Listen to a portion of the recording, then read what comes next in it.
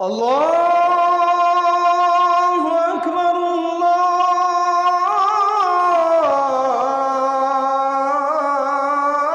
আল্লাহু আকবার। একদল হবে জান্নাতি, আরেক দল হবে জাহান্নামী। কিয়ামতের ময়দানে জাহান্নামীরা জাহান্নামে যাওয়ার পরে সবার আগে তারা সময় নিয়ে আফসোস করবে। কথা যদি বুঝতে পারেন সবাই বলেন তো, কিয়ামতের ময়দানে জাহান্নামীরা জাহান্নামে যাওয়ার পরে কি নিয়ে আফসোস করবে? আরো জোরে বলেন, কি নিয়ে আফসোস করবে? কোরআনে কারীমের 89 নম্বর সূরা সূরাতুল ফজরের 24 নম্বর আয়াতে আল্লাহ তাআলা বলছেন, জাহান্নামীরা সেদিন বলবে, ইয়াকুলু ইয়া লাইতানি কদ্দামতু লিহায়াতি, হায় আফসোস, দুর্ভাগ্য আমার, আমি যদি দুনিয়াতে থাকা অবস্থায় যখন আমার সময় ছিল, হায়াত ছিল, আমল করে যদি আমি আমলদার হয়ে আসতে পারতাম, আমল যদি পাঠায়া দিতাম, তাহলে আজ আমাকে জাহান্নামী হওয়া লাগতো না। দুনিয়াতে আমি সময় নষ্ট করেছি, নামাজের টাইমে নামাজ আদায় করি নাই। দুনিয়াতে সময় দেওয়া হয়েছে আল্লাহর ইবাদতের জন্য, রাসূলের আদর্শ মতো জীবন পরিচালনার জন্য, কিন্তু আমি আমার জীবন কাটিয়েছি শয়তানি পথে। আমি আমার জীবন কাটিয়েছি যত ধরনের শয়তানি কাজ আছে, সকল শয়তানি কাজ করে আমি আমার জীবন কাটিয়ে আজ শয়তানের সাথে জাহান্নামে এসেছি। হায় আফসোস, আমি যদি দুনিয়াতে সময় কাজে লাগিয়ে আমি যদি নেক আমল করতাম, তাহলে আজ আমাকে এই জাহান্নামে আসা লাগতো না। জাহান্নামীরা সময়ের ব্যাপারে আক্ষেপ করে আরো বলবে, তারা আল্লাহর কাছে তখন আবেদন জানাবে।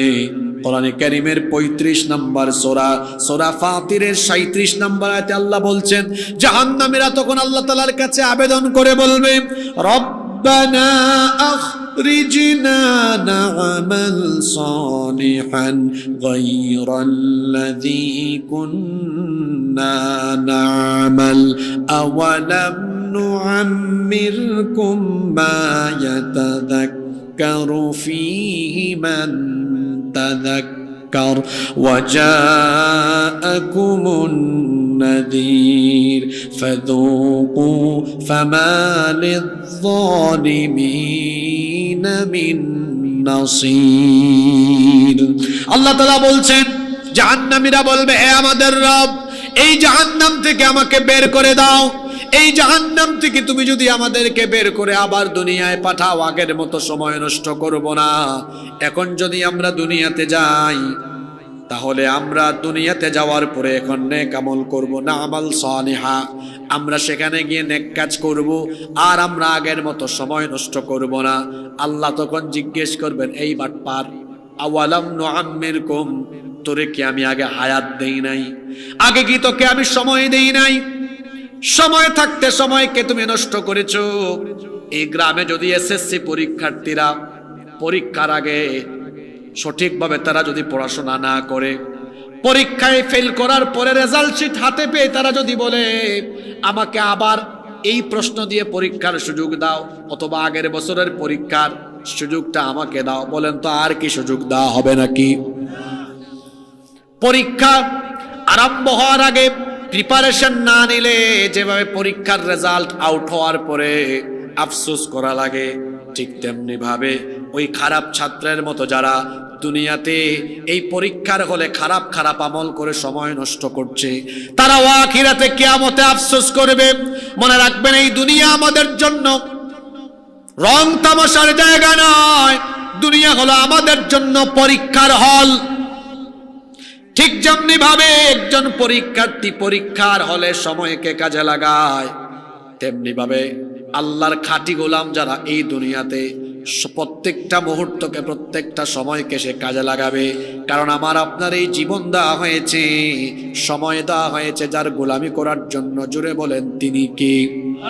এজন্য রব্বুল আলামিন সূরা মুলকের মধ্যে বলেছেন, পড়েন আমার সাথে, তাবারাকাল্লাযী বিয়াদিহিল মুলকু وهو على كل شيء قدير الذي خلق الموت والحياة ليبلوكم أيكم أحسن عملا وهو العزيز الغفور আল্লাহ তাআলা বলছেন তাবারাকাল্লাযী বিয়াদিহিল মুলক বরকতময় সেই মহান সত্তা যার হাতে সকল ক্ষমতা সকল ক্ষমতার মালিক কে ওয়া হুয়া আলা কুল্লি শাইইন কাদির তিনি সকল বিষয়ের উপরে চূড়ান্ত ক্ষমতাবান সে আল্লাহ বলছেন আল্লাহ হচ্ছেন তিনি আল্লাযী খালাকাল মাউতা ওয়াল হায়া মৌত এবং জীবন দিয়েছেন যিনি সেই আল্লাহ হলেন তিনি এই জীবন আর মৃত্যু আল্লাহ কেন দিয়েছেন আল্লাহ বলছেন লিয়াবলুয়াকুম তোমাদেরকে পরীক্ষা করার জন্য আমরা বললাম আল্লাহ কি পরীক্ষা নেবেন আল্লাহ বললেন আইয়ুকুম আহসানু আমালা এই বিষয়টা জানতে চাই তোমাদের মধ্যে কারা সবচাইতে উত্তম আমল করতে পারে আল্লাহর শব্দ চয়নের নমুনা কত সুন্দর কত চমৎকার দেখেন লিয়াবলুয়াকুম আইয়ুকুম আহসানু এখানে আলেমরা বসে আছেন আইয়ুকুম আহসানু শব্দ আল্লাহ দিয়েছেন আল্লাহ তো চাইলে বলতে পারতেন আইয়ুকুম আকসারু আমালা এখানে আলেমরা অর্থ জানবেন আপনারা বুঝবেন না আহসান মানে বেস্ট উত্তম আফদল আর আকসার মানে কি অধিক তো আল্লাহ তো বলতে পারতেন তোমাদের জীবন দিয়েছি অধিক আমলের জন্য আকসারু আমালা না আল্লাহ এটা বলেননি আল্লাহ বেশি আমল চান না শুনতেছেন আপনারা আল্লাহ বেশি আমল চান না তাহলে আল্লাহ কি চান উত্তম আমল চান আল্লাহ কি চান আপনি 100 রাকাত তাহাজ্জুদ পড়লেন কোয়ালিটি নাই এই ইবাদতের কোনো দাম আল্লাহর কাছে নাই আমার আগে সম্ভবত মাওলানা আব্দুল্লাহ আল নোমানী ভাই সম্ভবত সূরা মুমিনুন থেকে কথা বলছে তো আল্লাহ এই যে কদ আফলাহাল মুমিনুন আল্লাযিনা হুম ফি সালাতিহিম খুশুবিহীন নামাজ ছাড়া অন্য কোন নামাজের কোনো মূল্য ফেয়ারলেস সালাত হ্যাজ নো ভ্যালু খুশুবিহীন নামাজের কোনো মূল্য নাই আমার একটা ঘটনা মনে পড়ল আমরা বিশ্ববিদ্যালয়ে যখন পড়তাম সেকেন্ড সেমিস্টার বা থার্ড সেমিস্টার তা আমাদের এক উস্তাদ উনি এখন কানাডায় আছেন তার বাসায় গেলাম আমরা মাগরিবের নামাজের পরে তো ফাইনাল পরীক্ষার খাতার বান্ডেল খুললেন তারপরে একজনের খাতা দেখালেন 51 পৃষ্ঠা লিখেছে কত পৃষ্ঠা স্যার তাকে নাম্বার দিয়েছেন 01 এক কত নাম্বার বললাম স্যার এত পৃষ্ঠা লিখে 1 নাম্বার পাইলো কেমনে স্যার তখন বললেন অধিক লিখেছে কিন্তু লেখা কোয়ালিটিফুল না প্রশ্নে আছে যা প্রশ্নের সাথে উত্তরের কোনো মিল নাই তো বললাম তাহলে 1 দিয়েছেন কেন বলেন এই যে এত কষ্ট করে 51 পৃষ্ঠা লিখলো একটু দয়া করে 1 দিয়েছে আর আরেকজনের খাতা দেখালেন মাত্র 16 পৃষ্ঠা লিখেছে কত পৃষ্ঠা এ প্লাস পেয়েছে তো 16 পৃষ্ঠা লিখে এ প্লাস পাইলো আরেকজন 51 পৃষ্ঠা লিখে ফেল করলো কেন 16 পৃষ্ঠার লেখা ছিল কোয়ালিটিফুল এটা আহসান ছিল আহসান সুন্দর ছিল উত্তম ছিল আর ও আকসার লিখেছে কিন্তু যা লিখেছে এগুলো আহসান নয় আল্লাহ আমাদের কাছে বেশি আমল চান না আল্লাহ উত্তম আমল চান জোরে বলেন তো আল্লাহ কি চান এই জীবন দেওয়া হয়েছে এই হায়াত দেওয়া হয়েছে আল্লাহর গোলামের জন্য কেন আল্লাহ আমাদেরকে এই দুনিয়াতে হায়াত দিলেন জীবন দিলেন কেন আমাদেরকে এই ক্ষুদ্র জীবন দিয়ে আল্লাহ দুনিয়ায় পাঠালেন আল্লাহ তাআলা বলছেন ওয়ামা খালাকাতুল জিন্না ওয়াল ইনসা ইল্লা লিয়াবুদুন জিন আর মানব জাতিকে আমি গোলামি ছাড়া অন্য কিছুর জন্য সৃষ্টি করি নাই আমাদেরকে যার গোলামের জন্য সৃষ্টি করা হয়েছে গলার আওয়াজ বড় করে সবাই বলেন তো তিনি কে আল্লাহ সে আল্লাহর গোলামি করতে হবে কতদিন আল্লাহ বলছেন ওয়া'বুদ রাব্বাকা হাত্তা ইয়াতিয়াকাল ইয়াকিন তোমাদের কাছে মৃত্যু আসবে না যতদিন মওত হবে না যতক্ষণ আল্লাহর ইবাদত করতে হবে ততক্ষণ কথা বুঝে থাকলে বলেন তো জন্ম থেকে নিয়ে মৃত্যু পর্যন্ত এই সময়টা এই জীবনটা দিয়েছেন কার ইবাদতের জন্য 3 ঘন্টা পরীক্ষার 3 ঘন্টা সময় যেভাবে পরীক্ষার হলে দেওয়া হয় প্রশ্নের উত্তর দেওয়ার জন্য, শুনতেছেন আপনারা? এসএসসি এইচএসসি পরীক্ষায় যেভাবে পরীক্ষার্থী হলে ঢুকলে পড়ে 3 ঘন্টা সময় দেওয়া হয় এই প্রশ্নের উত্তর দেওয়ার জন্য, দাওরায়ে হাদিস পরীক্ষা হয়, কামিল পরীক্ষা হয়, পরীক্ষায় কিছু সময় বরাদ্দ থাকে, এই সময় দেওয়া হয় পরীক্ষার প্রশ্নের উত্তর লেখার জন্য। এই সময় কাজে লাগিয়ে যারা পরীক্ষার খাতায় প্রশ্নের উত্তর লিখে তারা যেভাবে সফল হয়, আমাদের 20, 30, 50, 60, 70 বছরের হায়াত দেওয়া হয়েছে তামাশা করার জন্য নয়, কার গোলামের জন্য। এই সময়টাকে কাজে লাগিয়ে যারা আল্লাহর ইবাদত করবে তারা সফল হয়ে যাবে, তারা আল্লাহর জান্নাত পেয়ে যাবে। আর পরীক্ষার হলে যেভাবে ডানে বামে তাকায়া সময় নষ্ট করলে, কলম কামড়ায়া সময় নষ্ট করলে যেভাবে পরীক্ষায় ওই বাজে ছাত্র ফেল করে, ঠিক তেমনি ভাবে 20, 30, 50, 60, 70 বছরের জীবন পেয়ে যারা এই জীবনের সময়গুলোকে নষ্ট করে তারাও জাহান্নামী হয়ে যাবে। আজ আমরা সময়কে কিভাবে নষ্ট করি, এই জন্য প্রত্যেকটা মানুষ মরণের পরে আফসোস করবে।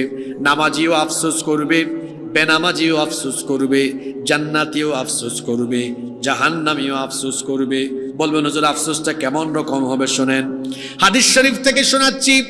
এই হাদিসের বর্ণনাকারী সাহাবী হচ্ছেন সাইয়্যিদুল মুহাদ্দিসিন আবু হুরায়রা রাদিয়াল্লাহু আনহু। তিনি বলছেন নবী করিম সাল্লাল্লাহু আলাইহি ওয়াসাল্লাম বলেছেন, মা মিন আহাদিন ইয়ামুতু ইল্লা নাদিম, এমন কোন মানুষ নাই যে মানুষ মরণের পরে আফসোস করবে না। সাহাবায়ে কেরাম এটা শুনে জিজ্ঞেস করলেন, ওয়া মা নাদামাতুহু ইয়া রাসূলুল্লাহ? আমরা বলি সাল্লাল্লাহু আলাইহি ওয়াসাল্লাম, ওগো আল্লাহর নবী, মরণের পরে মানুষ কোন বিষয় নিয়ে কেন আফসোস করবে? আল্লাহর নবী তখন বললেন, ইন কানা মুহসিনান নাদিমা আল্লাহ ইয়াকুনুজ দাদা। নেককার ব্যক্তি আফসোস করবে, হায় রে হায়, কেন আমি আরো বেশি নেক আমল করলাম না। কারণ জান্নাতের দরজা তো একটা নয়। বলেন তো দেখি, জান্নাতের দরজা মোট কয়টা? পরীক্ষায় 1, 2, 3 নাম্বার হলে, প্রতিযোগিতায় 1, 2, 3 নাম্বার হলে যখন পুরস্কার দেওয়া হয়, বলেন তো দেখি 1, 2, 3 নাম্বার 3 জনকে কি সমান পুরস্কার দেওয়া হয় নাকি পার্থক্য থাকে? ঠিক তেমনি ভাবে জান্নাতে 8টা দরজা আছে। যারা জান্নাতে যাবে সবার জান্নাতের মর্যাদা অবস্থান সমান হবে না। যারা কম আমল করেছে তারা বলবে, হায় হায়, কেন আরেকটু বেশি আমল করলাম না, তাহলে জান্নাতে আরো বেশি মর্যাদা পেতাম। আল্লাহু আকবার। আল্লাহর নবী বলেছেন নেককাররাও আফসোস করবে। অন্যদিকে আল্লাহর নবী বলেছেন যারা পাপী তাপী দুরাচারী তারাও আফসোস করবে। ওয়া ইন কানা মুসিআন, আল্লাহর নবী বলেছেন ওয়া ইন কানা মুসিআন নাদিমা আল্লাহ ইয়াকুনু নাযা। যারা দুরাচারী পাপী গুনাহগার তারা আফসোস করবে, হায় রে হায়, কেন মরণের আগে তওবা করে আমি ভালো পথে ফিরে আসলাম না। তাহলে সময় চলে যাওয়ার আগে সময়কে কাজে লাগানোর, সময়কে মূল্যায়ন করার দরকার আছে না নাই? আমার দিকে তাকান, এদিকে কি তাকান। সময় চলে যাচ্ছে, আমি যখন সালাম দিয়েছি এই সময় শেষ, আর জীবনে কোনোদিন আসবে না। মানুষ সময় নষ্ট করছে। আর বর্তমান সময়ে যুব সমাজ, ছাত্ররা শোনো, যারা পড়ালেখা করছে, ছাত্র সমাজ, তরুণ আর যুব সমাজ সবচেয়ে বেশি সময় নষ্ট করে। তারা সময় নষ্ট করার সবচাইতে বড় আকর্ষণীয় উপাদান হলো এই মোবাইল ফোন। যারা পড়ালেখা করে, ভাই তোমরা বলো, যারা স্টাডি করো, পড়ালেখা করো, ভদ্র ছেলের মতো সত্য কথা বলো, প্রতিদিন তোমরা মোবাইলের পিছনে কত ঘন্টা সময় দাও? কম হইছে? ঘুম থেকে উঠার দোয়া হলো আলহামদুলিল্লাহিল্লাযী আহইয়ানা বা'দা মা আমাতানা ওয়া ইলাইহিন নুশুর। আর যুবকদের দোয়া কি জানেন? ঘুম থেকে উঠতেই মোবাইলটা কই। এই যুবকদের খবর হলো তারা রাত 3টা 4টা পর্যন্ত মোবাইলে তাহাজ্জুদ পড়ে।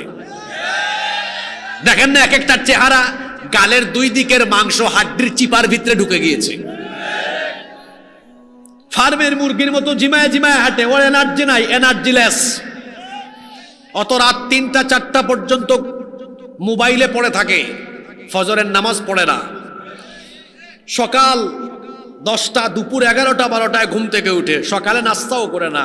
এই যে খাদ্যাভ্যাসে অনিয়ম থাকায় তার পেট হয়ে গিয়েছে গ্যাসের কারখানা, যেখানেই যায় আওয়াজও হয় না, পরিবেশ হঠাৎ করে নষ্ট করে ফেলে। বুঝতেছেন কি বুঝাইছি? আপনাদেরকে কি হাসানোর জন্য কথাটা বললাম? বাস্তব কথা এগুলো। আমার ছাত্র ভাইদেরকে বলছি,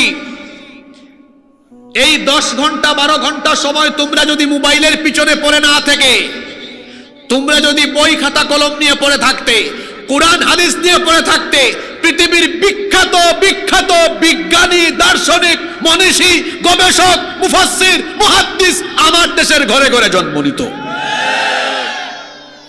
কিন্তু আফসোস, ছাত্ররা তোমরা সময় নষ্ট করো, তোমরা 1 ঘন্টা 2 ঘন্টাও পড়ালেখা করো না, কিন্তু তোমরা 10 ঘন্টা 12 ঘন্টা মোবাইলে পড়ে থাকো। শুধু মোবাইলে যে পড়ে থাকে তা তো নয়, এই মোবাইল, এটা তো ভালো কাজও করা যায়, এটা দিয়ে করা যায় না? এই যে আমার কাছে মোবাইল আছে, এখানে কোরআন আছে, হাদিস আছে, আছে না? তাফসীর আছে, হাদিস আছে, সব ভালো ভালো অ্যাপস আছে এখানে। আর তারা কি করবে? মোবাইল হাতে নিয়ে ফেসবুক ছবি আপলোড করে দেখবে কে কোন কমেন্ট করলো। একটা মেয়ের ফেসবুক আইডি পেয়েছে, প্রোফাইলে ঢুকে চেক করবে, রিকোয়েস্ট পাঠাবে। তারপরে টেলিগ্রামে, ইনস্টাগ্রামে পড়ে থাকবে। 10 ঘন্টা 12 ঘন্টা সময় মোবাইলে চলে যাচ্ছে। ও আমার ছাত্র ভাইয়েরা, যদি এই 10-12 ঘন্টা সময় আল্লাহর কোরআনের দিকে তাকিয়ে থাকতে, যদিও হাদিসের সনদ দাঈফ এটা, কিন্তু উৎসাহ দেবার জন্য বলছি, এই যে কোরআনের কালো কালো অক্ষর, আন-নাজরু ইলাল মুসহাফি ইবাদা, এই কালো কালো অক্ষরের দিকে তাকালেও আমলনামায় সওয়াব দেওয়া হয়। সুবহানাল্লাহ। মোবাইলের দিকে তাকালে খুব সওয়াব হয়, তাই না? ক্ষতি আর ক্ষতি। অনেক ছেলেরা চশমা পরে, কেন? বয়স তার 18 বছর 20 বছর। লোকে তুমি হতে পারো লাশ, চিরতরে বন্ধ হবে তোমারই নিঃশ্বাস। চোখেরই পলকে তুমি হতে পারো লাশ, চিরতরে বন্ধ হবে তোমারই নিঃশ্বাস। হবে এলান তোমারই নাম মসজিদের মাইকে, হবে এলান তোমারই নাম মসজিদের মাইকে। বাড়িওয়ালা নাই রে, বাড়ি নাই রে দুনিয়াতে, বাড়িওয়ালা নাই রে, বাড়ি নাই রে দুনিয়াতে। বাড়িওয়ালা নাই রে, বাড়ি নাই রে দুনিয়াতে। বাড়িওয়ালা নাই রে, বাড়ি নাই রে দুনিয়াতে। বাড়ি থাকবে, বাড়িওয়ালা থাকবে না। কোথায় ছিলাম মনে আছে? পরীক্ষা সামনে, বলতেছে হুজুর স্যার এই সময় কম, সংক্ষিপ্ত সাজেশন দেন যেন ভালো রেজাল্ট করতে পারি। তারপর স্যার কিছু সাজেশন দিলেন, পড়লো, পাশ করে ফেললো। আমরাও তো পরীক্ষার হলে আছি। আপনাদের প্রশ্ন হতে পারে হুজুর বেশি আমল না, এমন কয়েকটা আমল শিখায় দেন যাতে জীবনটা কাজে লেগে যায়। আল্লাহু আকবার। মাত্র 3টা আমল আজকে দিয়ে যাব। এই 3টা কাজ করবেন যারা জীবনের 60-70 বছরের হায়াতকে ভালোভাবে কাজে লাগাতে পারবেন। সরি 3টা না, 4টা আমল দিয়ে যাব। এই 4টা আমল করবেন যারা 60-70 যে যত বছরের হায়াত পাবেন, এই সময়কে ভালোভাবে উপভোগ করতে পারবেন তারা। আল্লাহু আকবার। যুবক ভাইরা রেডি আছেন? যুবকের আওয়াজ যুবকের মতো হওয়া লাগবে তো। যুবক ভাইরা রেডি আছেন? কয়টা আমল? আমাদের হায়াত, আমাদের সময় কাজে লাগানো কয়টা আমল? একটু পরে জিজ্ঞেস করব, মনোযোগ দিয়ে শোনেন। 1, মানুষের জীবনের সবচাইতে বড় এবং গুরুত্বপূর্ণ আমল হলো, যেটা ইমানের পরেই যে কাজ করা লাগে, সেটা হলো নামাজ। সেটা কি? কারণ নামাজের রুটিন কি মাঝে মাঝে না ডেইলি? যদিও আমাদের সমাজে অনেক জাতের নামাজি পাওয়া যায়। 5 জাতের নামাজি আছে আমাদের সমাজে। কয় জাতের? দেখেন তো বাঙ্গড়ায়, মেটং ঘরে এগুলো আছে কিনা। সাপ্তাহিক শুধু জুমাবারে যায় এইরকম নামাজি মেটং ঘরে নাই গো। তারপরে মাসিক, ওই সামনে রমজান মাস আসতেছে, এইরকম নামাজি বাঙ্গড়ায় নাই। 3 বার্ষিক, শুধু 2 ঈদ এগুলো মুরাদনগরে নাই। 4 সিজনাল, সবে বরাত সবে কদরে হঠাৎ দেখা মিলে। 5 শুধু জানাজার নামাজে আসে। এরা হচ্ছে কথিত রাজনীতিবিদ, যারা জানাজার নামাজের আগে একটু বক্তব্যের চান্স নেয়। এরকম নামাজি আপনাদের এলাকায় নাই? এই যে সাপ্তাহিক, মাসিক, বার্ষিক, সিজনাল জানাজার নামাজি, 5 জাতের নামাজি, এরা জাহান্নামী। এদেরকে জাহান্নামী আমি বানাই নাই, এদেরকে জাহান্নামী বলেছেন কে? আপনাদের ঠুটের আগায় মুখস্থ সূরা, এটা আপনারাও পারেন, পড়েন আমার সাথে। ফাওয়াইলুল লিল মুসাল্লিনা আল্লাযীনা হুম আন সালাতিহিম সাহুন। ধ্বংস, জাহান্নাম সেই সব নামাজীদের জন্য। আমরা বললাম আল্লাহ তারা কারা? আল্লাহ বললেন আল্লাযীনা হুম আন সালাতিহিম সাহুন, যারা তাদের নামাজের ব্যাপারে গাফেল থাকে, উদাসীন থাকে। অর্থাৎ নামাজ মন চাইলে নামাজে আসে, মন চাইলে আসে না, নিয়মিত নামাজি নয় যারা, ধ্বংসপ্রাপ্ত হলো তারা। আমরা আল্লাহকে বললাম আল্লাহ তাহলে সফল কাম এবং জান্নাতি কারা? এই যে আমার আগে যে ভাই আলোচনা করলেন সেখানে আয়াতটা ছিল ওয়াল্লাযীনা হুম আলা সালাওয়াতিহিম ইউহাফিযুন। 5 ওয়াক্ত নামাজের হেফাজত করে যারা, যথাযথভাবে ডেইলি রেগুলার 5 ওয়াক্ত নামাজ আদায় করে যারা, উলাইকা হুমুল ওয়ারিসুন আল্লাযীনা ইয়ারিসুনাল ফিরদাউসা হুম ফিহা খালিদুন। আল্লাহ বলছেন 5 ওয়াক্ত নামাজি যারা, আল্লাহর জান্নাতুল ফিরদাউসের মেহমান হলো তারা। বলেন তো দেখি, আমাদের সবচেয়ে বড় দুশমন, সবচেয়ে বড় শত্রুর নাম কি? আর একটু জুড়ে বলেন। এই শয়তান ইবলিস, তাকে জান্নাত থেকে বের করে দেওয়া হয়েছে কি না দেওয়ার কারণে? সবাই তো বললেন না। সেজদা কয়টা দেয় নাই? মাত্র 1 সেজদা না দেওয়ার কারণে ইবলিসকে আল্লাহ বললেন get out from here, get out from the paradise, তুই জান্নাত থেকে বের হ। এখন হিসাব করে বলেন, প্রতিদিন 5 ওয়াক্ত শুধু ফরজ নামাজ আমাদের জন্য কত ওয়াক্ত? না 5 ওয়াক্ত তো ফরজ, 5 ওয়াক্তের ফরজ নামাজ 17 ওয়াক্ত। প্রতি রাকাতে সাজদা কয়টা? 2টা। তাইলে ফরজ, একেবারে ফরজ সাজদা 17 দুগুণে। ইবলিস একটা সাজদা না দিয়ে জান্নাত থেকে আউট হয়ে আসে, আর আমরা ডেইলি 34টা না দিয়ে জান্নাতের আশা করে বসে আছি। মনে হয় জান্নাত আমার নানার বাড়ি। কি বুঝতেছেন কথা? তাহলে আমাদের সবচেয়ে বড় দুশমন কে? জোরে বলেন। তাকে আল্লাহ জান্নাত থেকে বের করে দিলেন, কারণ সে আল্লাহকে সাজদা দেয় নাই। যখন সে জান্নাত থেকে বের হলো, তখন সে আল্লাহর সাথে ওয়াদা করে বসলো। শুনতেছেন? সূরা আরাফে আল্লাহ বলেছেন, সে আল্লাহকে বলল আল্লাহ আপনার সাথে আমার ওয়াদা হলো, ফাবিমা আগওয়াইতানি লাআকুদান্না লাহুম সিরাতাকাল মুস্তাকিম। যে আদমকে সাজদা না দেওয়ার কারণে তুমি আমাকে জান্নাত থেকে বের করে দিলে, এই আদম এবং তার বংশধরদেরকে সোজা পথে চলতে, তোমার দ্বীনের পথে চলতে বাধা দেওয়া, এটা হবে আমার প্রধান কাজ। ثم لآتينهم من بين أيديهم ومن خلفهم وعن أيمانهم وعن شمائلهم ولا تجد أكثرهم شاكرين। এই আদমের সন্তানদেরকে আমি সামনে পিছনে ডানে বামে সব দিক থেকে প্রতারণার জাল বিস্তার করে ধোঁকা দিয়ে দিয়ে জাহান্নামী বানাবো, এটা তোমার সাথে আমার ওয়াদা। তো ইবলিস আমাদেরকে জাহান্নামে নেওয়ার জন্য ওয়াদা করেছে কার সাথে? আসতে বলবেন না, জোরে বলেন কার সাথে? তার প্রধান টার্গেট হলো, আমি যেহেতু সাজদা দিলাম না এজন্য অপরাধ করেছি, আল্লাহ আমাকে জান্নাত থেকে বের করে দিলেন। প্রধান টার্গেট হলো আল্লাহর একজন গোলামকেও আমি আল্লাহকে সাজদা দেওয়াতে দিব না, এটা তার টার্গেট। নাউজুবিল্লাহ পরে পড়বেন, আগে বুঝেন আগে শয়তান কোন সময় হাসে আর কোন সময় কাঁদে।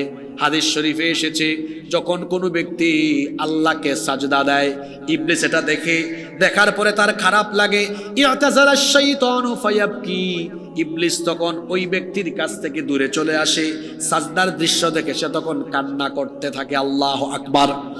ওয়ায়াকুল, এবং সে বলতে থাকে, উমির ইবনু আদম বিসসুজুদ, আদম সন্তানকে সাজদা দেওয়ার আদেশ দেওয়া হয়েছে, ফাসাজাদা ফালাহুল জান্নাহ, অতঃপর সে আল্লাহর হুকুম মেনে সাজদা দিয়ে আল্লাহর কাছ থেকে জান্নাত হাসিল করে ফেলেছে, সুবহানাল্লাহ।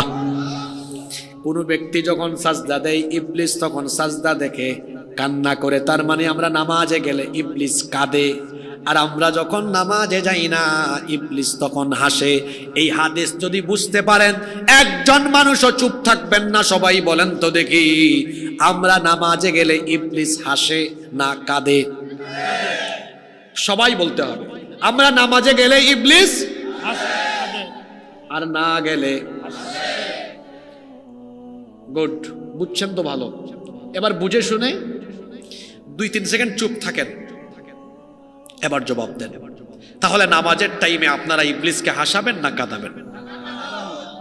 যারা চুপ থাকলো তারা কি শয়তান থেকে খেলাফত নিয়েছে? তাহলে তারা চুপ থাকলো কেন? নামাজের টাইমে আমরা ইবলিসকে হাসাবো না কাঁদাবো? এখনো যে কথা বলে নাই সে কি ইবলিস থেকে খেলাফত নিয়েছে নাকি? বিভিন্ন পিসাবের খেলাফত নেয় না অনেকে, খলিফা। আজানের টাইমে, নামাজের টাইমে যারা নামাজে যায় না, এরা আল্লাহর জমিনে শয়তানের খলিফা। কার খলিফা? ও শয়তান থেকে খেলাফত নিয়েছে, শয়তানকে খুশি করতেছে, দেখ আমি নামাজে যাই না, তোরে খুশি রাখতেছি। তো বুঝে শুনে বলেন, আমরা নামাজে গেলে ইবলিস হাসে না কাঁদে? না গেলে বলেন আপনারা হাসাবেন না কাঁদাবেন? কাঁদাইতে হলে কি করতে হবে জানতো? আপনার 5 ওয়াক্ত নামাজ কেমনে যায় খুব সুন্দর জবাব দিয়েছেন আমার জাতীয় কবি, আমি তাকে খুব ভালোবাসি।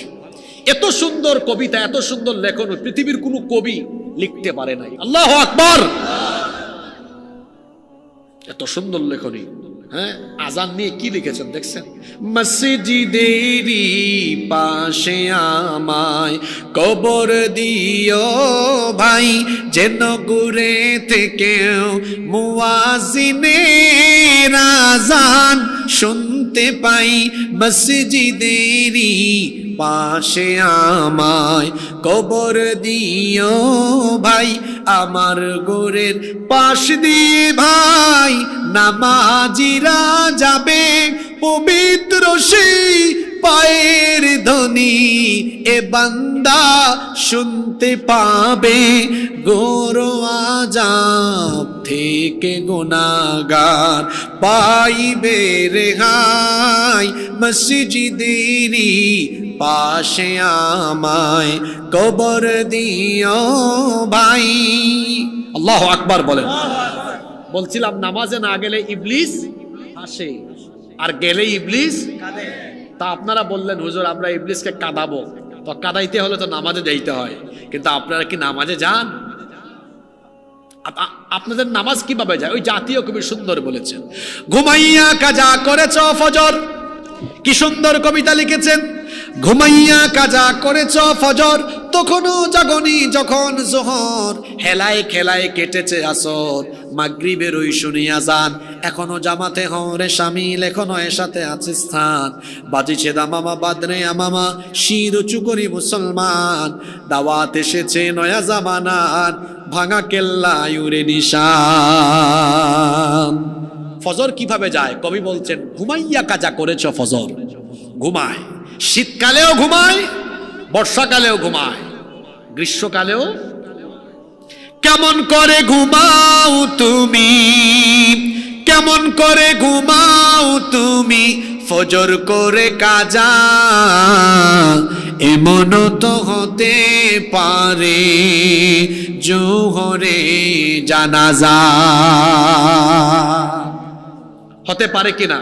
এ যুবক ভাইয়েরা, কিভাবে ঘুমিয়ে আছেন ফজরের টাইমে? ও আমার বাবারা, কোন সাহসে ঘুমিয়ে থাকেন ফজরে আপনি? জোহরের আগে কি আপনাকে মানুষ কবর দিতে পারে না? কিভাবে নামাজ ছাড়েন আপনারা?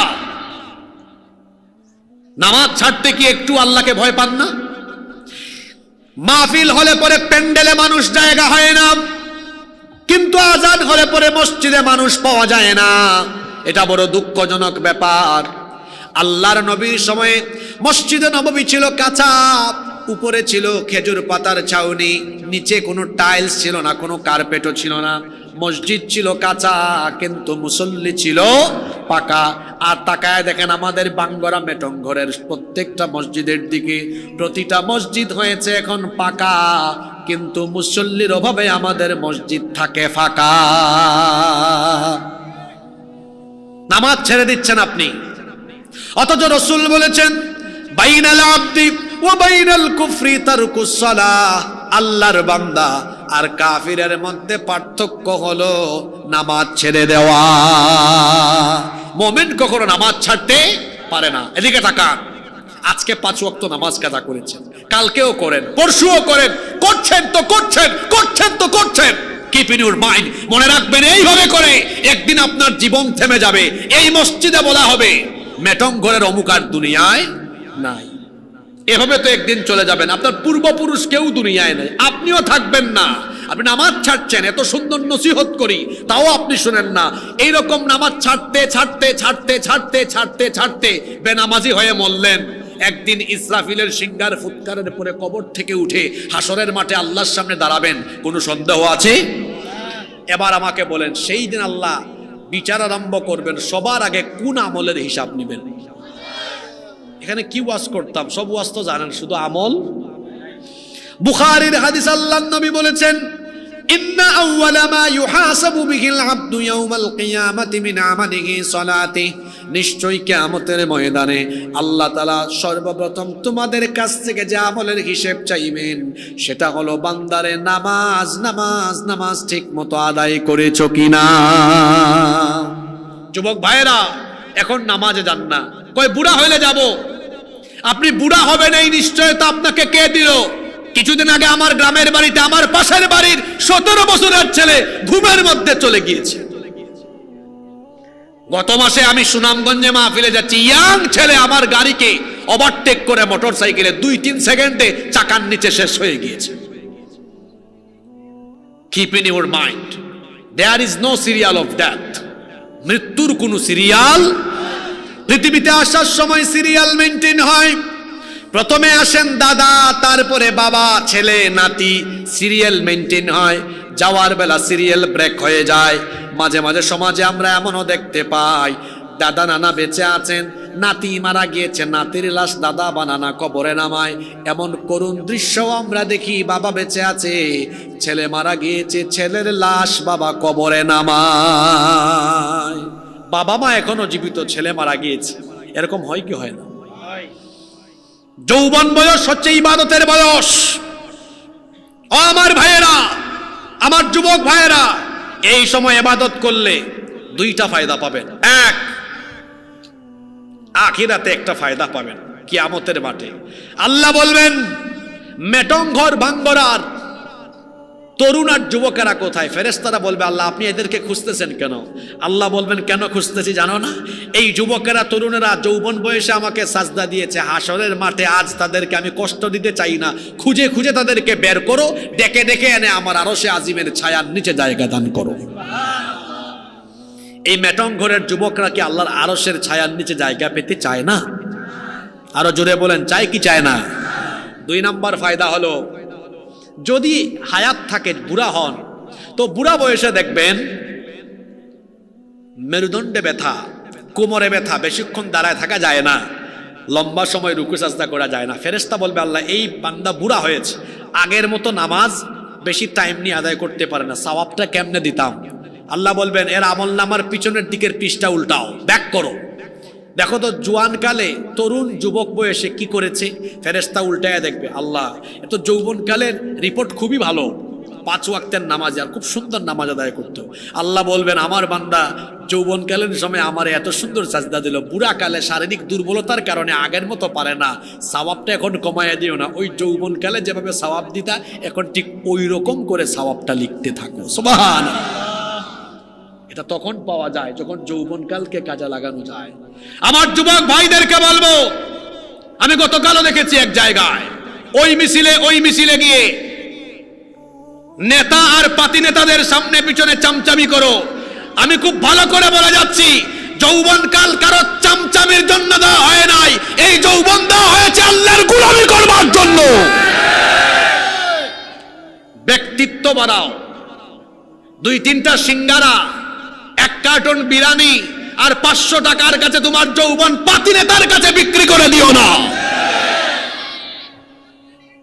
এই যৌবন, হাসিয়েন না, আমার দিকে তাকান। আমি কি এখানে ফান করতে বসেছি? Keep in your mind, youth is not a gift given by your leader. যৌবন আপনার নেতার দেওয়া গিফট নয়, যৌবন দিয়েছেন কে? তো যৌবনের হকদার কে? কার পিছনে যান আপনি? অমুক ভাই তমুক ভাই।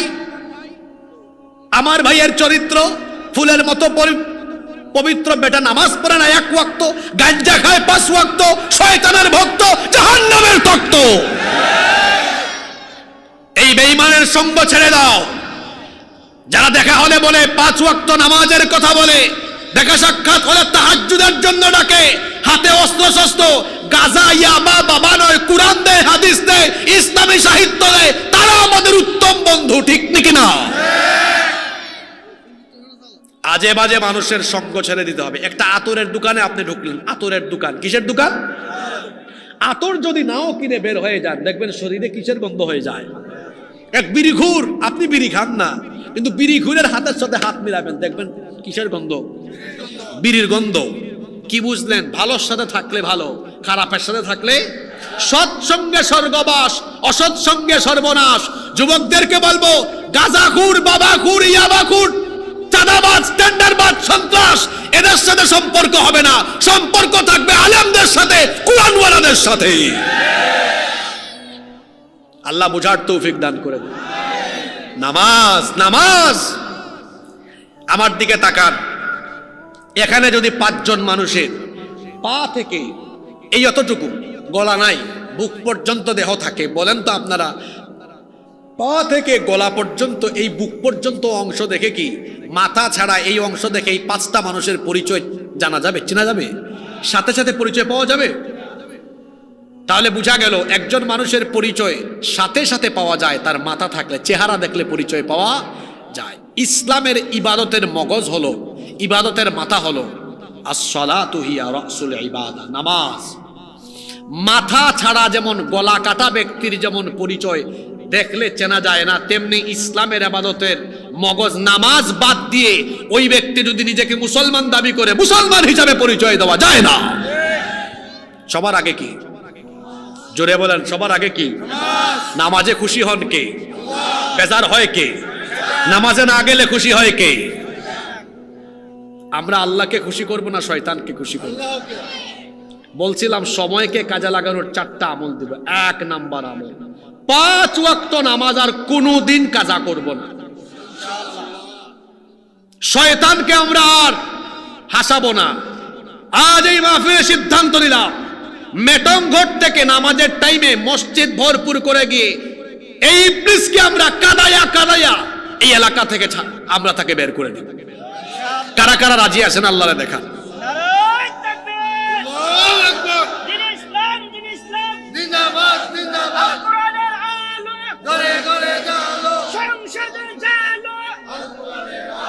হাতগুলা নামান। সংসদে জ্বলবে যদি আপনারা নামাজি হন, কোরআনওয়ালা হন। এমনি আরেকটি বিপ্লব হবে, যেই বিপ্লবে সব কিছু স্রোতের মতো ভেসে গিয়ে এই বাংলাদেশে কোরআনের রাজ কায়েম হবে ইনশাআল্লাহ। তাহলে 1 নাম্বার আমল নামাজ, আমরা নামাজি হয়ে যাব ইনশাআল্লাহ। নাম্বার 2, কষ্ট হচ্ছে আপনাদের? আমি যদি আর 15 মিনিট সময় নেই, আপনারা কি কষ্ট পাবেন? নাম্বার 2 নাম্বার,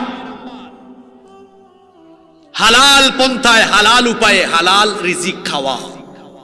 মনে রাখবেন, যে ব্যক্তি অন্যায় পথে, অবৈধ পথে, হারাম পথে উপার্জন করে হারাম খায়, এই হারাম খুরে নামাজ, রোজা, হজ, যাকাত, দান, সদকা, ইবাদত, বন্দেগী কোনো কিছু আল্লাহর দরবারে কবুল, জোরে বলেন কবুল। হাদিস শরীফে এসেছে, আল্লাহর নবী বলেছেন ইন্নাল্লাহা তাইয়্যিব লা ইয়াকবালু ইল্লা তাইয়্যিবা। আল্লাহর নবী বলেছেন নিশ্চয়ই আল্লাহ পবিত্র, পবিত্র ছাড়া তিনি কোনো জিনিস কবুল করেন না, গ্রহণ করেন না। ওয়া আন্নাল্লাহা আমারাল মুমিনিনা বিমা আমারা বিহিল মুরসালিন, আল্লাহ নবী রাসূলদেরকে যে আদেশ দিয়েছেন মুমিনদেরকেও একই আদেশ দিয়েছেন। এরপরে আল্লাহর নবী এক ব্যক্তির ঘটনা উল্লেখ করলেন, সুম্মা যাকারার রাজুল, অতঃপর আল্লাহর নবী এমন এক ব্যক্তির কাহিনী আমাদেরকে শোনালেন। আশআসা ইউতিলুস সাফার, এক ব্যক্তি লম্বা সফরে বের হয়েছে, লম্বা সফরে বের হয়েছে, দীর্ঘদিন সফর করতে করতে গোসলের টাইম পায় না। সফরে চলতে চলতে অবস্থা এমন হয়েছে, আশআসা আগবারা, তার মাথার চুল এলোমেলো উস্কো খুস্কো হয়ে গিয়েছে, গায়ে ধুলাবালু জমে গিয়েছে। এই ব্যক্তি ক্লান্ত পরিশ্রান্ত হয়ে এক পর্যায়ে ইয়ামুদ্দু ইয়াদাইহি ইলাস সামা, তার হাত আকাশের দিকে উঁচু করে দিয়ে দোয়া আরম্ভ করেছে, ইয়া রাব্বি ইয়া রাব্বি, হে রব আমাকে এইটা দাও ওইটা দাও, দোয়া আরম্ভ করেছে। আল্লাহর নবী বলছেন এই ব্যক্তি যে দোয়া করছে, অথচ এই ব্যক্তির জীবন হলো এমন, ওয়া মাতামুহু হারাম ওয়া মাশরাবুহু হারাম ওয়া মালবাসুহু হারাম, তার গায়ের কাপড়গুলা হারাম টাকায় কেনা, সে যে খাবার খায় সেটাও হারাম টাকায় কেনা, যে পানীয় পান করে সেটাও হারাম টাকায়, হারাম টাকার হারাম রিজিক খেয়ে শরীরের রক্ত মাংস হয়ে হারাম। এই হারামখোর তার হারাম শরীরের হারাম হাত উঁচা করে যখন আল্লাহর কাছে হারাম মুখ দিয়ে দোয়া করে, এই হারামখোরের কোনো দোয়া আল্লাহর কাছে কবুল হয় না। এক ব্যক্তি হজের টাইমে হজে গিয়েছে, হারামখোর সুদ খায়, ঘুষ খায়, দুর্নীতি করে, চুরি করে, দুই নাম্বারি করে হারাম পন্থায় টাকা পয়সা উপার্জন করেছে, হজের টাইমে হজেও গিয়েছে। তারপরে জিদ্দা বিমানবন্দরে নেমে তালবিয়া শুরু করেছে, লাব্বাইক আল্লাহুম্মা লাব্বাইক লাব্বাইক লা শারীকা লাক লাব্বাইক ইন্নাল হামদা ওয়ান নি'মাতা লাকা ওয়াল মুলক লা শারীকা লাক লাব্বাইক আল্লাহুম্মা লাব্বাইক। কি বলে আল্লাহুম্মা লাব্বাইক, হে আল্লাহ আমি হাজির, আমি হাজির। আল্লাহ বলেন, এ বাটপার, তুই যে ভিসা টিকেট করে আসলি ওটা তো আলগা পয়সা, ওটা তো হারাম পয়সা, হারাম পয়সার ভিসা টিকেট, তোর শরীরের এই হেরামের কাপড়টাও হারাম পয়সা, এখানে আসলি যতদিন হোটেলে থাকবি ঘুরবি ওইটাও হারাম পয়সা, হারাম পয়সা খাইয়া হারাম রক্ত শরীর বানায়া আর হারাম পয়সায় এখানে এসে আমাকে বলিস আল্লাহ আমি হাজির, তোর মতো হারাম খুরের উপস্থিতি আমি আল্লাহ গ্রহণ করলাম না। কি বুঝলেন? যে ব্যক্তি হারাম খায়, হারাম খুনের কোনো ইবাদত আল্লাহর দরবারে কবুল। তার মানে বোঝা গেল আমাদের নামাজ, রোজা, হজ, যাকাত, ইবাদত, বন্দেগী, দান, সদকা, দোয়া সবকিছু কবুল হওয়ার পূর্ব শর্ত হলো হালাল খাওয়া। জোরে বলেন কি খাওয়া? নিজের মায়ের সাথে জিনা করা, নাউজুবিল্লাহ। নবীজি আরো বলেছেন যে ব্যক্তি 1 দিরহাম সুদ খায় 36 বার জিনা করলে যে গুনাহ হয় এর সমান গুনাহ হয়ে যায়, নাউজুবিল্লাহ। ঘুষ খায়, চাঁদাবাজি করে, টেন্ডারবাজি করে, ব্যবসা করলে পরে ওজনে কম দেয়, 2 নাম্বার জিনিস 1 নাম্বারে বলে চালায় দেয়, ধোঁকাবাজি করে উপরে পচা, উপরে ভালো মাছ নিচে পচা মাছ, উপরে ভালো সবজি নিচে পচা সবজি, এরকম 2 নাম্বারে ব্যবসায়ী আমার সমাজে নাই। হারাম খেয়ে খেয়ে নিজের শরীরের রক্ত মাংস হারাম বানাচ্ছে, তার বউ বাচ্চাকে হারাম খাওয়ায়া তাদের রক্ত মাংস হারাম করাচ্ছি। খবরদার, হারামে কোনো আরাম পাওয়া যাবে না, হারাম করে ইবাদত কবুল হয় না, আর হারামের মধ্যে কোনো আরামও পাওয়া যায়। হারাম পন্থায় আপনি উপার্জন করলে হারাম পন্থায় সম্পদ কামায় এটা উপভোগ করতে পারবেন না। দেখেন নাই গত 5 তারিখে হারামখোরের দল যারা জনগণের সম্পদ চেটে পুটে খেয়ে দেশের সম্পদ চুরি করে লুটপাট করে সম্পদের পাহাড় গড়েছে, চোরের দল সব সম্পত্তি ফেলে রেখে জামাতের সাথে পালিয়ে গিয়েছে। হারামে কোনো আরাম, আপনি হারাম পয়সায় কামাবেন তো আল্লাহ এমন বড় বড় রোগ দিবেন, ওই পয়সা খরচ করতে করতে সব ফকির হয়ে যাবে। হারামে আরাম নাই। হালাল যদি অল্প হয়, অল্প সামান্য, এটাতে বরকত দিয়ে দিবেন কে? আল্লাহ। জোরে বলেন কে? আল্লাহ। হালাল খাবেন, হারাম খাইয়েন না, হারাম খাইয়েন না, কারণ হারামখোরের কোনো ইবাদত কবুল হয় না, দোয়া কবুল হয় না। তাহলে আমরা কি আজকে এখানে এই সিদ্ধান্ত নিতে পারি আমরা হারামের ধারে কাছেও যাব না? আল্লাহ কবুল করেন। আমিন। গেল 2, আমার দিকে তাকান। 3, এটা খুব গুরুত্বপূর্ণ। 3, কোনো মানুষের হক নষ্ট করবেন না। কি নষ্ট করা যাবে না? হক। হক হলো দুই প্রকার, হাক্কুল্লাহ, হাক্কুল ইবাদ। আল্লাহর হক, বান্দার হক। আল্লাহর হক কি? নামাজ, রোজা, হজ, যাকাত বা আল্লাহর যত ইবাদত আছে এগুলো কার হক? আল্লাহর হক নষ্ট করলে কোনো ব্যক্তি যদি তওবা করে আর আল্লাহ তাকে মাফ করে দেন, আমাদের কিছু করার আছে? কিন্তু বান্দার হক নষ্ট করলে আল্লাহর কাছে তওবা করলে লাভ হয় না, ফায়দা হয় না। বান্দার হক নষ্ট করে আল্লাহর কাছে তওবা করলে আল্লাহ তাকে মাফ করেন না ততক্ষণ। যার হক নষ্ট করেছেন তাকে তার হক আপনি ফিরিয়ে দিবেন না, অথবা ফিরিয়ে দিতে না পারলে তার কাছ থেকে মাফ আদায় করবেন না যতক্ষণ আল্লাহও আপনাকে মাফ করবেন না। আমার দিকে তাকান, এই ওয়াজ সব জায়গায় হবে না। মানুষের হক কেমনে নষ্ট হয়? আপনি সন্তান, আপনার বাবা মায়ের হক নষ্ট করেন, মা বাপের খেদমত করেন না, চিকিৎসা করেন না, এরকম সন্তান আছে না নাই? পিতামাতার হক নষ্ট করে চিকিৎসা করায় না, দেখাশোনা করে না, বিয়ে করেছে বউয়ের হক নষ্ট করে, স্ত্রীর হক নষ্ট করে, স্ত্রী স্বামীর হক নষ্ট করে, পিতামাতা সন্তানের হক নষ্ট করে, ভাই ভাইয়ের, ভাই বোনের হক নষ্ট করে, প্রতিবেশী প্রতিবেশীর হক নষ্ট করে। আবার দেখা যায় এলাকায় সালিশ ব্যক্তিত্ব বিচার আচার করে, সালিশ ফয়সালা করে। এরকম প্রত্যেক এলাকায় কিছু মাতব্বর আছে না নাই? 500 টাকা ঘুষ খাওয়ার পরে বিচারের রায় উল্টায় দেয়া দুর্বলকে দুর্বল বানায়। এইরকম মানুষ আপনাদের এলাকায় নাই? এখানেও আছে। তো এই যে মানুষের উপর জুলুম করে, মানুষের হক নষ্ট করে, তারপরে যদি রাজনীতি করে, ক্ষমতায় আসতে পারলে বিরোধী দলমতের মানুষকে মিথ্যা মামলা দিয়ে জেল খাটায়, নিরপরাধ মানুষকে অপরাধী বানায় ফাঁসি দেয়, আলেম উলামা নিরপরাধ থাকলে জেলখানায় বন্দি করে রাখে, আছে না নাই? এই যে আপনি একজন ব্যক্তিকে অন্যায়ভাবে গ্রেফতার করে জেলের ভেতরে ঢুকিয়ে রাখলেন, তাকে তার পরিবার থেকে বঞ্চিত করলেন, ওই ব্যক্তির হক নষ্ট করলেন, তার পরিবারের হক নষ্ট করলেন। এই রকম করে মানুষের হক নষ্ট করবে যারা, জাহান্নামী হবে। খুব ভয়ঙ্কর একটা হাদিস বলছি, আজকের পুরা ওয়াজ যদি মনে রাখতে পারেন আর নাও পারেন, কিন্তু এই হাদিসটা নিয়ে আজকে আপনারা বাড়িতে যান, জীবন পাল্টে যাবে, জীবন বদলে যাবে। আল্লাহর নবী একবার সাহাবীদেরকে জিজ্ঞেস করলেন, আতাদরুনা মানিল মুফলিস, সাহাবীরা তোমরা কি জানো নাকি আমার উম্মতের সবচাইতে অসহায় ব্যক্তিটি কে? সাহাবায়ে কেরাম উত্তর দিলেন, ইন্নাল মুফলিসা ফিনা মাল্লা দিরহাম লাহু ওয়ালা মাতা। ওগো আল্লাহর নবী, আমাদের উম্মতের মধ্যে সবচাইতে অসহায় হলো সেই ব্যক্তি যার কাছে টাকা নাই, পয়সা নাই, বাড়িঘর নাই, সম্পদ নাই, কিছুই নাই, সেই ব্যক্তি হলো অসহায়। আল্লাহর নবী বললেন, না, উত্তর তোমরা ভুল দিয়েছ। ইন্নাল মুফলিসা ফি উম্মতি মান ইয়াতি ইয়াউমাল কিয়ামাতি বিসালাতিন ওয়া সাওমিন ওয়া যাকাতিন। আল্লাহর নবী বললেন, নিশ্চয়ই আমার উম্মতের সবচাইতে অসহায় হলো ওই ব্যক্তি যেই ব্যক্তি কিয়ামতের দিন নামাজ, রোজা, হজ, যাকাত, ভালো ভালো আমল নিয়ে হাজির হবে। বলেন তো দেখি, নামাজ, রোজা, হজ, যাকাত, নেক আমল করে কেউ কি নিঃস্ব অসহায় হয় না জান্নাতি হয়? কিন্তু নবীজি বলছেন, কিছু মানুষ আছে কিয়ামতের দিন নামাজ, রোজা, হজ, যাকাত, বিভিন্ন নেক আমল নিয়ে হাজির হবে। মানুষের হাতে যখন আমলনামা দেওয়া হবে, এই মানুষগুলোর হাতে যে আমলনামা থাকবে, আমলনামা নেকি দিয়ে পরিপূর্ণ থাকবে, কিন্তু এত এত নেকি থাকার পরেও মুহূর্তেই তাদের আমল খালি হয়ে গিয়ে আমল শূন্য হয়ে তারা জাহান্নামী হয়ে যাবে। শুনতেছেন আপনারা?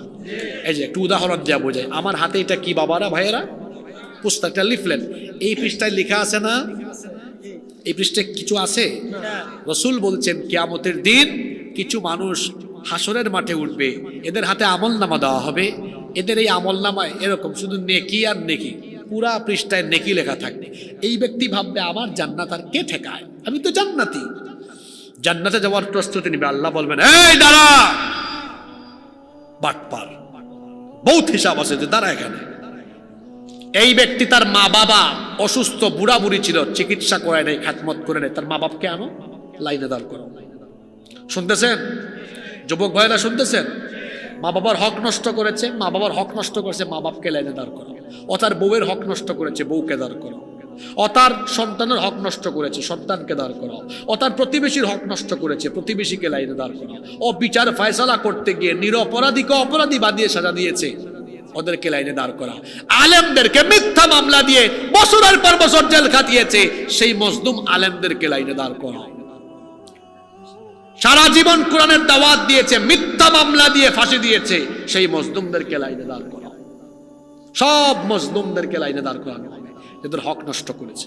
আল্লাহ বলবেন, শুনো মজলুমরা, তোমাদের হক নষ্ট করেছে, দুনিয়াতে বিচার পাও নাই তোমরা, কারণ বিচার চাইবা কার কাছে? যেখানে যাবা ওখানেও বিচার হয়। তো আজকের এই ট্রাইব্যুনাল, এটা আমার ট্রাইব্যুনাল, এটা ক্যাঙ্গারু ট্রাইব্যুনাল নয়। এই ট্রাইব্যুনালের বিচারপতি কে? আল্লাহ বলেন, আজকে আমি বিচার করব। বলো, তোমাদের হক নষ্ট করেছে। তুমি তো 3 বছর জেলে ছিলা, 5 বছর জেলে ছিলা, তোমার বউ বাচ্চাকে কাছে পাও না। এই জালিম তোমাকে কষ্ট দিয়েছে, তোমার হক নষ্ট করেছে। তোমরা কি চাও? আল্লাহ এক একজন করে জিজ্ঞেস করবেন। কিয়ামতের দিন ক্ষতিপূরণ হিসাবে মানুষের টাকা দরকার না নেকি দরকার? জোরে বলেন। এরা বলবে, আল্লাহ আজকে জান্নাতে যাওয়ার জন্য নেকি দরকার। এই ব্যক্তি আমাদের হক নষ্ট করেছে, আজকে তার আমল নামায় কোনো আমল থাকলে ক্ষতিপূরণ হিসাবে আমল আমাদেরকে ট্রান্সফার করে দেন। আল্লাহ বলবেন, এই বাটপারের আমল নামায় যদি কোনো নেক আমল থাকে এগুলো ট্রান্সফার করো, ক্ষতিগ্রস্তদেরকে ট্রান্সফার করো। আমার দিকে তাকান, এবার তার ভরা আমল নামা এখান থেকে নেকি ক্ষতিগ্রস্তদের কাছে ট্রান্সফার হতে হতে হতে হতে হতে হতে আমল নামা, জোরে বলেন, পাওনাদারের লাইন এখনো এখনো। রসুল বলেছেন, দুনিয়াতে নামাজ রোজা হজ জাকাত ওয়াজ মাহফিলে বক্তা তক্তা আয়োজক শ্রোতা হইয়া নেক কাজ কামাইয়া, আর এই নেকি মানুষকে দিয়া হক নষ্ট করেছে মানুষের, এদেরকে দিয়া নিজে একেবারে এভাবে ব্ল্যাঙ্ক, আমল শূন্য হয়ে জাহান্নামী হবে যেই ব্যক্তি, এই উম্মতের সবচাইতে অসহায় হলো সেই ব্যক্তি। আপনি পার্লামেন্টে বলেন, আমার দেশে এক রাবেয়া বসরি ছিলেন, তিনি পার্লামেন্টে বলতেন, আমি সকালবেলা ফজরের পরে কি খুঁজি? জায়নামাজ খুঁজি। নারায়ণগঞ্জে আরেক কুতুব পাওয়া গিয়েছিল, রাতে 70 রাকাত তাহাজ্জুদ পড়ে। আমি জানি না এটা সত্য না মিথ্যা। যদি তার কথা সত্য ধরে নেই, তোর নামাজ যদি আল্লাহ কবুল করে না, আমি জানি না আল্লাহ কবুল করছেন কিনা, কবুল করলো সব তুই পাবি না। আপনি সকালবেলা ফজরের নামাজের জায়নামাজ খুঁজেন, আর সারাদিন মানুষ হত্যার হুকুম করেন, আলেম দিয়া জেলখানা ভরে রাখেন, মানুষের যত হক নষ্ট করেছেন, কড়াই গন্ডায় আল্লাহ হিসাব নেবেন। খবরদার, খবরদার, মানুষের হক নষ্ট করবেন। আমার দিকে তাকান, স্লোগানটা নিজের দিকে নিয়ে আসেন। এবার আমরা বুঝি হক নষ্ট করি না গো? প্রতিদিন চলাফেরায় কত মানুষের হক নষ্ট করি। খবরদার, পা ধরে অনুরোধ করে গেলাম, মানুষের হক নষ্ট করবেন না। এই যে পরীক্ষার হলে আছে, জীবনকে কাজে লাগানোর শর্ট 4টা সাজেশন দিয়ে যাচ্ছে। 1, নামাজের টাইমে নামাজে যাবেন। কেন নামাজের কথা বলেছি জানেন? আল্লাহ কোরআনে বলেছেন, নামাজ আদায় করলে আল্লাহ তাকে অশ্লীল মন্দ ফাহেসা কাজ থেকে ফিরায় রাখবে। সুবহানাল্লাহ। আমার হায়াত কাজে লাগলো। 2 নাম্বার বলেছি, হারাম খাবেন না। হারাম যদি না খেয়ে হালাল খাইতে পারেন, হালাল পন্থায় যারা উপার্জন করে হালাল খায়, এদের দোয়া আল্লাহ এমনিই কবুল করেন। সুবহানাল্লাহ। 3 নাম্বার, মানুষের হক নষ্ট করা। আমরা মানুষের হক নষ্ট করব না। 4 এবং সর্বশেষ, কথায় আছে, শেষ ভালো যার সব ভালো। আমাদের জীবন চলার জন্য আল্লাহ একটা পথ নির্দেশিকা দিয়েছেন, সেটার নাম কি? জোরে বলেন। আপনার একটা স্লোগান দেন না, আল কোরআনের আলো ঘরে ঘরে থাকুক, এই স্লোগান। কিন্তু এটার প্রথম লাইন হবে এরকম, আল কোরআনের আলো হৃদয়ে হৃদয়ে অন্তরে অন্তরে জ্বালো। আপনার ঘরে জ্বালাইয়েন, পরে নিজের কাছে আগে জ্বালান। আমার দিকে তাকান, এই যে এটা হলো কালো কালো অক্ষরে লেখা কোরআন, এটা প্রিন্টেড কোরআন। রসুল ছিলেন প্র্যাকটিক্যাল জীবন্ত কোরআন। সুবহানাল্লাহ। আমাদের মা আম্মাজান আয়েশা রাদিয়াল্লাহু আনহার কাছে সাহাবায়ে কেরাম গিয়ে বলে, একটু ওয়াজ করেন, আমাদেরকে একটু ওয়াজ শোনান, রসুল কেমন ছিলেন। কারণ আপনি তো রসুলের সাথে থাকতেন, আচ্ছা নবীজি কেমন এটা তার স্ত্রীর চাইতে ভালো কেউ জানবে? আপনি একটু ওয়াজ করেন তো, রসুল কেমন ছিলেন। তিনি বললেন, এত ওয়াজ দরকার নাই, বাড়ি চলে যাও, বাড়িতে কোরআন নাই, কোরআন খুলে পড়ো, কোরআনের প্রতিটা লাইন যেমন আমার রসুলের জীবন হলো তেমন। আমরাও তো নিজেদেরকে রসুলের আদর্শে আদর্শিত করতে চাই কি চাই না? তো এরকম খালি গলাবাজি করে চিল্লা চিল্লি করে না, কোরআনের রঙে রঙিন হতে হবে। আমাদের হায়াত কিভাবে আমরা কাজে লাগাবো, আজকে আলোচনার বিষয় ছিল এটা। হায়াত কিভাবে কাজে লাগাইতে হয়, হায়াত কিভাবে কাজে লাগাইতে হয়। আমার দিকে তাকান, 2টা মিনিট কি সহ্য হবে না? আমার দিকে তাকান। এই দেখেন, এটা কত পৃষ্ঠা, হাফেজি কোরআন তো, তাই না? কত পৃষ্ঠা? বেশি না, 611 পৃষ্ঠা, 6000-এর উপরে আয়াত। দেখেন তো কত বয়স হয়ে গেছে আমাদের, পুরা কোরআন একবার অর্থ সহ এখনো পড়তে পারলাম না। তো কোরআনের মতো আপনাকে বানাতে হলে আগে তো কোরআন পড়তে হবে, বুঝতে হবে। এখন বাজারে তাফহিমুল কোরআন, তাফসির ফি জিলালিল কোরআন, মারিফুল কোরআন, তাফসিরে জালালাইন, তাফসির ইবনে কাসির, অন্তত 5টা তাফসিরের নাম বললাম, এগুলো বাংলা অনুবাদ করা পাওয়া যায়। পয়সাওয়ালা মানুষ আপনারা, কুমিল্লার মানুষ পয়সাওয়ালা, আপনারা 2,500-3 হাজার টাকা খরচ করে এক সেট তাফসির কিনে ঘরে রাখতে পারবেন না? দেখেন এক সেট তাফসির থাকলে ঘরে কিভাবে উপকৃত হবেন। আমার দিকে তাকান, প্রতিদিন যদি ওই তাফসির থেকে আপনারা মাত্র 5 আয়াত, কয় আয়াত? 5 আয়াত, বাংলা অর্থ, বাংলা তর্জমা আর নিচে দেখবেন ব্যাখ্যা থাকে, এটা সহ পড়েন। 5 আয়াত পড়তে আপনাদের সময় লাগবে সর্বোচ্চ 15-20 মিনিট। ডেইলি 5 আয়াত করে পড়লে, আমি ক্যালকুলেটরে হিসাব করে বলতেছি, পুরা কোরআন একবার অর্থ আর ব্যাখ্যা সহ পড়ে শেষ করতে সময় লাগবে 4 বছর। 4 বছর। সুবহানাল্লাহ পড়বেন না? 5-এর জায়গায় 10 আয়াত করে পড়েন, সময় লাগবে 20 আয়াত করে পড়েন, সময় লাগবে। সিলেবাস দিয়ে গেলাম, এটা আউটলাইন। বলেন তো এরকম পরিকল্পনা কোনোদিন করেছেন? কিন্তু মাত্র 5 আয়াত করে পড়ে দেখেন, শুরু করেন। আর যুবকদেরকে বলবো, তোমাদের পড়ার টেবিলে যারা ছাত্র আছো, স্কুলে পড়ো, কলেজে পড়ো, মাদ্রাসায় পড়ো, পড়ার টেবিলে এক সেট তাফসীর থাকবে। প্রতিদিন পড়ালেখা আরম্ভ করার আগে 5 আয়াত পড়ো, শুরু করো। যারা অনার্সে পড়ো, শোনো আমার দিকে তাকাও, তোমাদের সিলেবাসে সরকার কোরআন দেনে তো কি হয়েছে? তোমার সরকার তুমি, তোমার শরীরে তোমার সরকার তুমি। কিভাবে? যারা অনার্সে পড়ো, অনার্স শেষ করতে কয় বছর লাগে? টেবিলে এক সেট তাফসীর রাখো, ডেইলি 5 আয়াত করে পড়ো, অনার্সের সার্টিফিকেটও হাতে আসবে, আল্লাহর কোরআনও পড়ে শেষ। সুবহানাল্লাহ।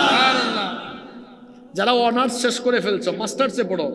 মাস্টার্স তো আমাদের দেশে কোনো কোনো বিশ্ববিদ্যালয়ে 2 বছর, কোনো কোনো বিশ্ববিদ্যালয়ে 1 বছর।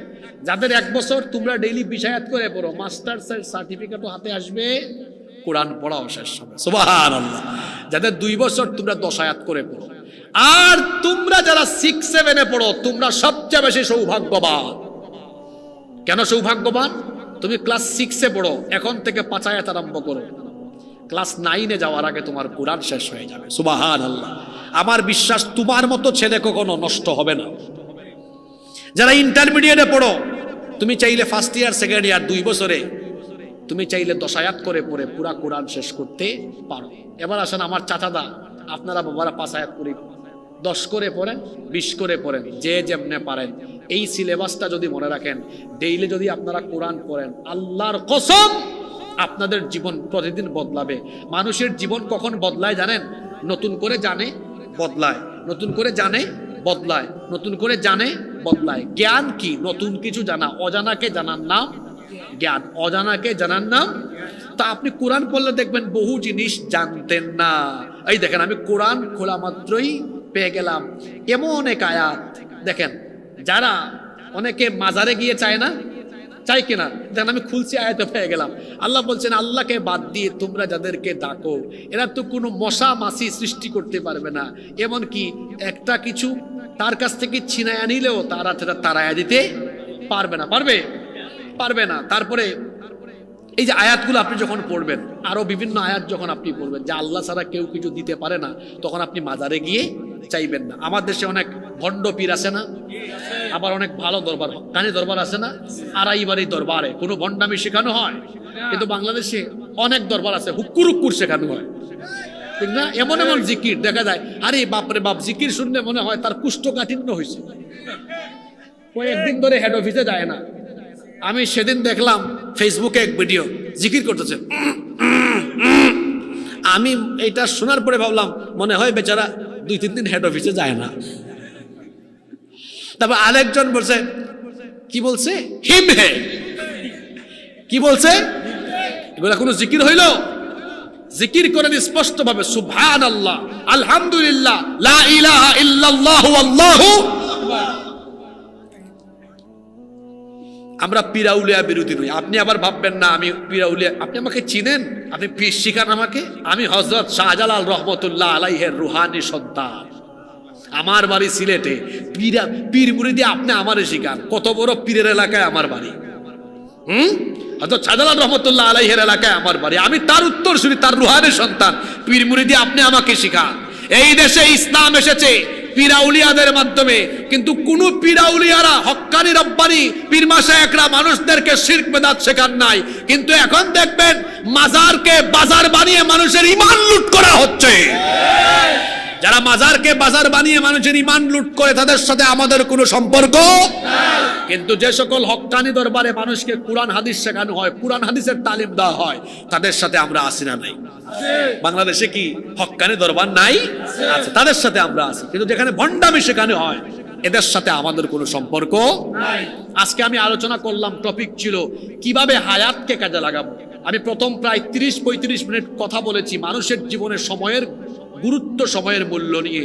পরবর্তী 35-40 মিনিট কথা বলেছি এই হায়াতকে, এই সময়কে কাজে লাগানোর জন্য 4টা ফর্মুলা দিয়ে যায়, জীবন কাজে লাগবে ইনশাআল্লাহ। তার মধ্যে বলেছিলাম প্রতিদিনের কি ঠিক করা, ভুলে গেছেন? প্রতিদিনের নামাজ, 2 কি না খাওয়া, হারাম না খাওয়া, 3 মানুষের হক নষ্ট, 4 প্রতিদিন কোরআন তেলাওয়াত করে, কোরআন পড়ে, কোরআন বুঝে, কোরআনের রঙে রঙিন হওয়ার চেষ্টা করা। তাহলে আমাদের জীবন কাজে লাগবে, আল্লাহ খুশি হয়ে আমাদেরকে জান্নাত দিবেন ইনশাআল্লাহ। আল্লাহ এভাবে আমাদের জীবনকে কাজে লাগানোর তৌফিক দান করেন।